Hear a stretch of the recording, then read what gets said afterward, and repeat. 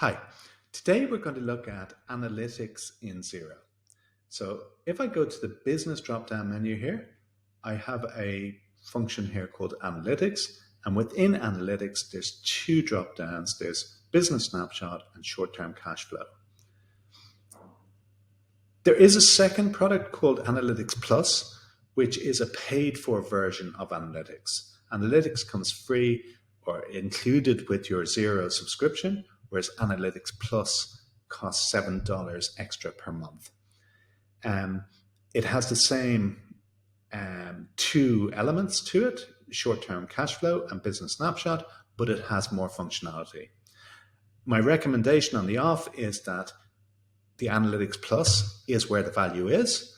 Analytics by itself is a little bit light to be useful. So let me show you briefly short-term cash flow. Basically, it's allowing you a 7-day or 30-day projection, and the only inputs it's allowing you is the invoices and bills that are already in Xero. On the business snapshot, it's like a second dashboard. You already have a dashboard in Xero, and this is giving you a second dashboard. It's got some graphs, but again, I don't think it's particularly useful. Okay, so where's the value? Analytics Plus, now you can't see it unless you're paying for it, which is kind of a little bit odd or a little bit frustrating, but it is useful. And let me go, I am paying for it on Beyond Demo here.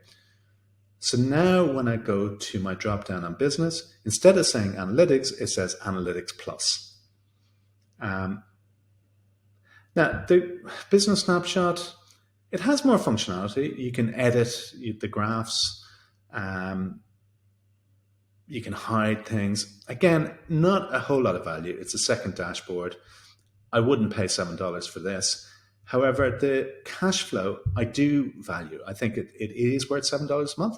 I think it's a neat little product within Analytics Plus. Okay, so why is this useful? Well, firstly, it's allowing us to do not just 7 and 30 days, but we can go to 60 and 90 days, which a lot of people will look at that window of 2 to 3 months, which is important. The most important thing here is that it'll bring in other inputs.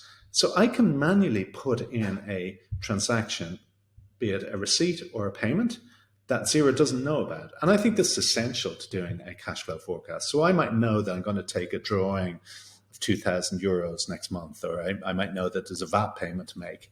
So I can manually put it in. And as soon as I put it in, it'll be reflected in this graph. It also uses the AI functionality that Xero has now. So if it sees direct debits in the past or repeat receipts coming in, it'll predict that they'll continue in the future. So it'll have a lot more data in it automatically. So between that and knowing about your invoices and bills already in Xero and being able to put manual transactions, you can get this pretty accurate, that you can run this and see what your cash flow is going to be like for the next 2 or 3 months. I can show this by month, by week. I can edit all the transactions if I want to put different dates on it. The beauty is it's all in the one platform. So as things update in Xero, this automatically updates. That's the clunkiness normally with cash flow projections, in that there's a lot of data you have to put in to get a useful report from it. So Xero having all that data in it makes this a really good place to do your cash flow projections and takes it out of Excel, which is brilliant. I think this works best for companies of up to about 3 or 4 people, maybe up to $500,000 turnover. I think beyond that, there's other tools for medium-term cash flow forecasting, which are more appropriate. It's harder to kind of update, due dates and stuff on hundreds of invoices. So I think up to about $500,000 turnover, 3 to 4 people, this is an ideal tool. And I think it's absolutely worth $7 a month to use.